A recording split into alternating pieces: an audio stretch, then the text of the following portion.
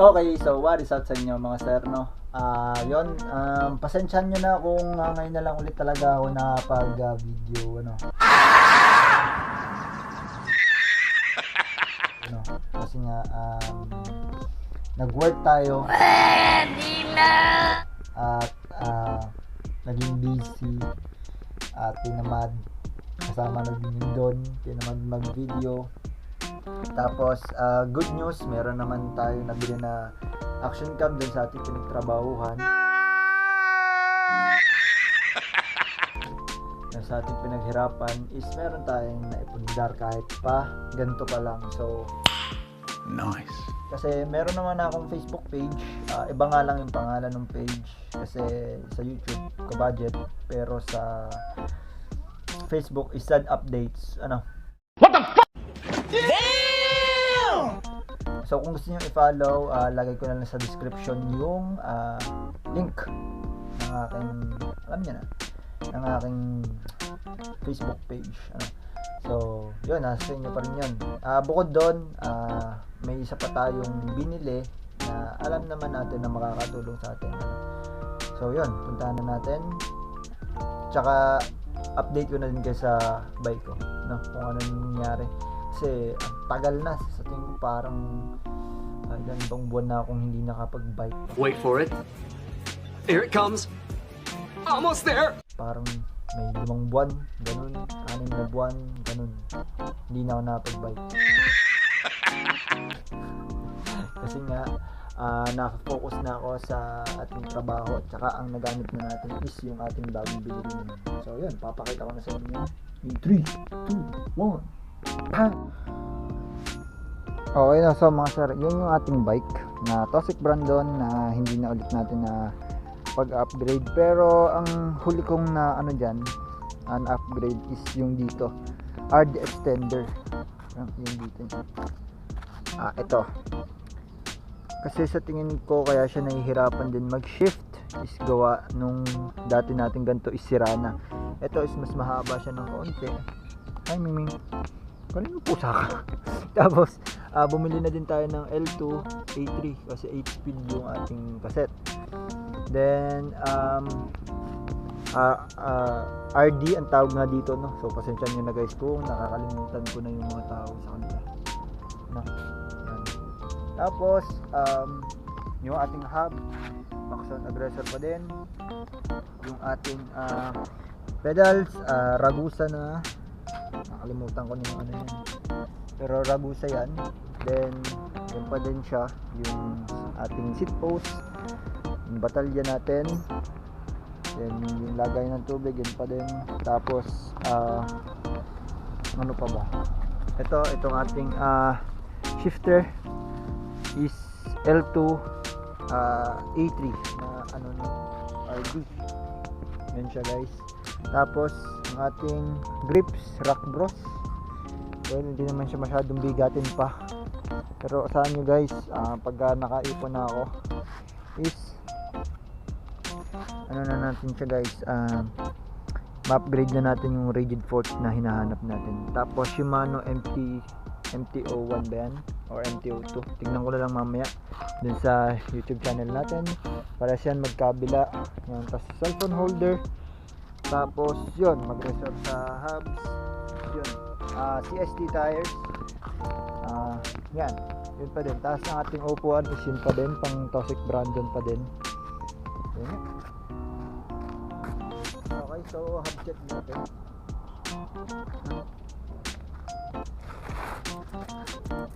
Kung ari pa ba yung hubs na ano. Wala na talaga siya sa ano. Kaming umalis ka dyan.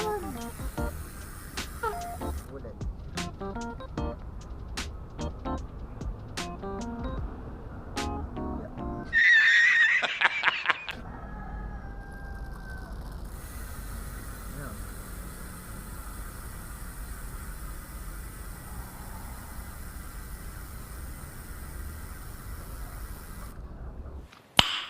Nice.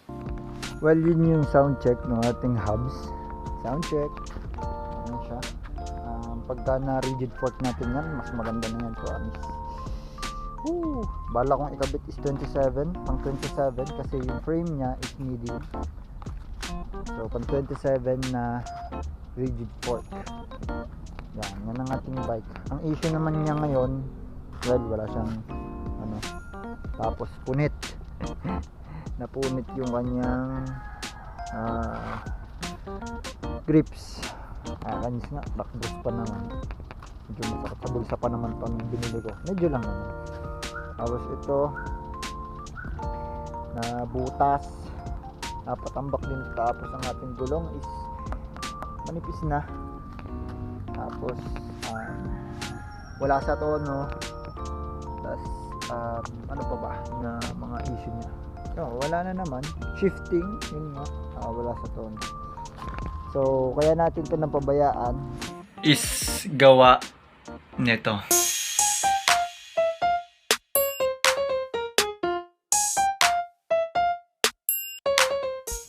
Well, so yun no guys, yan yung nagpapahirap sa atin ngayon. Bumili tayo ng motor. Hindi naman siya yung big bike. TFX siya ay 150cc motorcycle, no? So yun. Quick update lang naman to sa inyo guys. Yan yung isa sa dahilan kung bakit yung ating minamahal na bike is napabayaan natin. Pero huwag kang mag-alala. Tsaka alam mo ba na yung upgrades nito, mas mahal pang upgrades nito compare dito. Kasi dito wala pa akong upgrade dyan. Bag at saka stand pa lang, tapos phone holder. Tapos dun sa bike ko, oh my god. No! God, please, no! No! No! No! In terms of upgrade na, kaya hindi ko din to mabitawan. Never ko tong bibitawan. Kasi dito ako natuto ng mga bagay-bagay, ano. Ito pa lang parang 2,000 plus yata. Ato, nalimutan ko na yun, tagal na eh. Tapos ito, mga ganito. Ito nasa 450 yata to, o ito 300. Tapos 400. Basta mabigat tong bike na to. Well, para sa akin mabigat na yan kasi noon estudyante pa lang ako, wala pa akong trabaho. Tas dito naman ang na-upgrade ko pa lang is ito bike. Ito bag. Hindi pa nga pala ako nag-upgrade nito kasi ito bigay sa akin to ng girlfriend ko. Tapos ito naman ako nang bumili nito. Magkano to? 2,000. Yung hubs lang ng bike ko yun. Hello! Ito mga aso namin. Yung mga gusto ng daksan dyan. Wala ka yan. Tapos ito phone holder. Kinuha ko to dun sa aking pinagbebenta. Yan pa lang. Ngayon bala kong linisin kasi medyo napaggagamit buwan nga ng nagre-requirements tayo sa ating ina-apply ang bagong trabaho. Kasi ang una kong work is sa world balance. Well, yung sahod ko dun above minimum yun, kaya ayos lang. Tapos yan na yun guys. Quick update lang naman, no? Pero talagang pag ito na-upgrade ko ng rigid fork, shit. Tapos talagang ito na lang yung problema ko eh. Pogi na yan par. Ako na magkakabit nun par. So yun, naipakita ko na sa inyo kung ano yung bagong nadagdag sa ating collection, ano.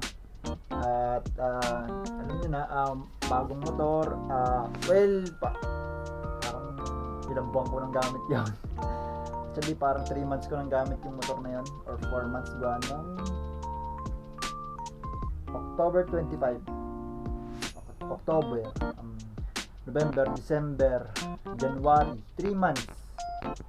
3.5 months ko na siyang gamit. So yun, quick update lang naman to guys. So salamat kung papanoorin pa rin ako. At paki-follow na lang or subscribe. Tapos